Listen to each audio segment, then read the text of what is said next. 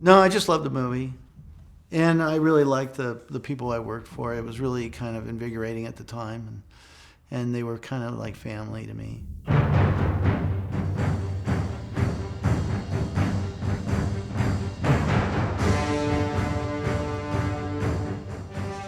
I got started in film editing through my father because that's where all the big players were. And you were in a small room with the director and the producer and the head of the studios, and he thought that that would be one way for me to make a living.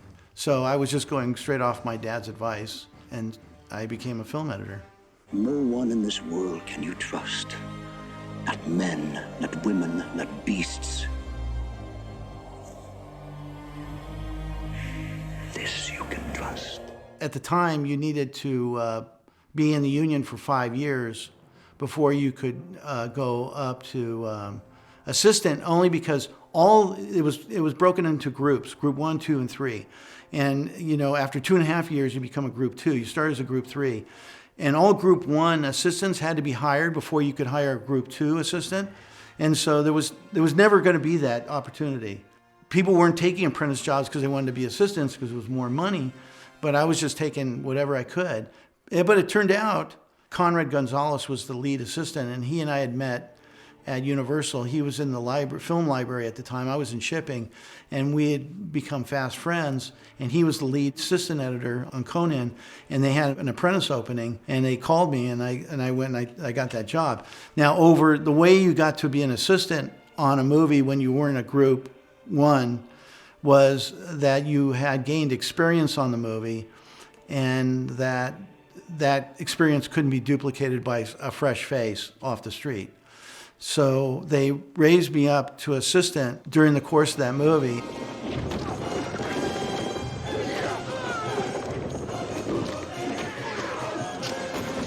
The job of an apprentice was splice, wind, code, and carry. Because a lot of the old-time editors, they would just put paper clips on their cuts. They didn't actually splice them together.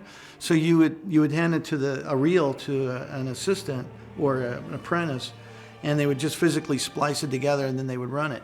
That kind of went away when editors started doing their own splicing and stuff. But splice, wind, and then if stuff needed to be rewound because it would go from heads to tails, and you needed back to heads, you would, especially on a moviola kind of situation, you would rewind the film, and then code was the code numbers that would correspond between the picture and the track, so you could always keep in sync. Apprentices were there to carry film.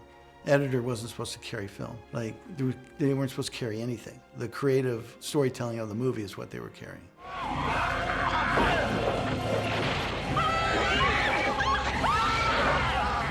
Tim O'Meara was the first editor on the movie, and the only editor until they started shooting all the footage. Usually, on every movie, what happens is that the more footage you shoot, the more people you need.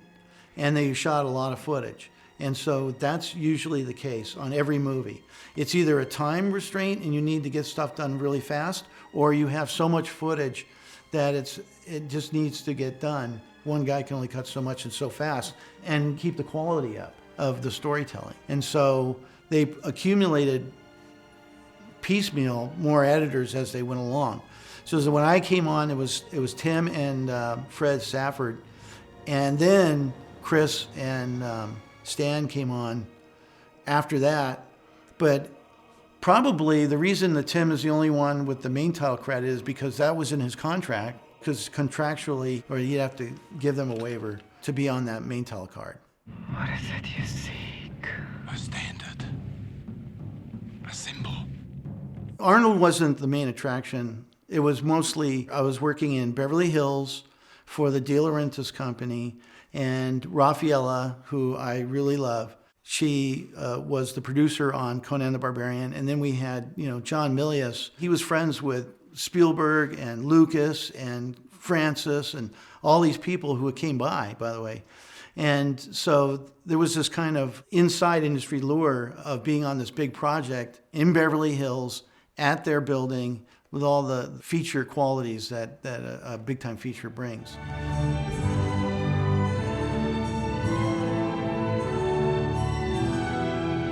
They had finished all their shooting and they had a lot of it edited. And I was just basically at the time just putting trims back into trim rolls. And there was a big room with two other guys, and like the size of this room. And there were bins filled with trims, and they were behind. That's why I got hired, because they couldn't keep up with the amount of editing because there was 2 editors going all the time. So what are you doing here? Dinner for wolves. There's a scene where Jerry Lopez is the world champion surfer. He plays Subutai, and he's Conan's sidekick. And they shot an original version of it. They looked at the dailies. They didn't like the dailies. And so they kind of brushed that aside and put the daily aside and then reshot his introduction, where Conan sees him chained to the side of a wall. Tim, who was always a giving and very nice person, said, look, the only way you're going to become an editor is that you got to edit. You got to do stuff. And back then it was difficult because it was all film. And there was only one version of the movie. There wasn't like multiple versions on a drive somewhere. No, there was one version of the movie, and it was up on a rack, and nobody touched it but the editor. That was it. And so he goes, look, we reshot this scene with the introduction of Subutai. Why don't you just take that footage and cut it, put together a version? And I go, okay. And I never had cut anything in my life. And so I got on a moviola and I cut the scene, and then we showed it to John, and John liked it, put it in the movie.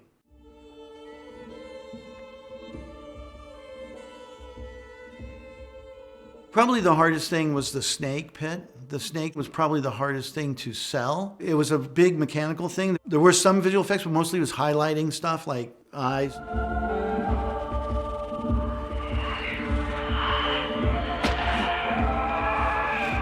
That was probably just the hard sell of that. Because it was shot well. Everything was shot well. Everything looked great. It was a big mechanical snake, so it's going to have that kind of like, Jaws look. Basil Paldoris was the composer, brilliant composer, passed away, unfortunately, earlier, way too soon. And he grew up with Lucas, and he went to SC, and John knew him, and he was just a fabulous person. And his score there in Conan, but it's been copied many times over. And they went to Italy and did that. They went to Italy and they go, you're going to have a chorus? He goes, yeah, I got a chorus. They go, what are they going to sing? Are they going to sing in Latin my English words? Really? And he go, yeah. You go, how do you know what to say? Well, I just put down in English and they put it in Latin and they sing it. What? Really? It was kind of amazing. What I learned was that it's not life or death, and that you can be nice and have a great time and also make something really good. That's what I learned. And before that, it was all life or death, and it was all tyrannical.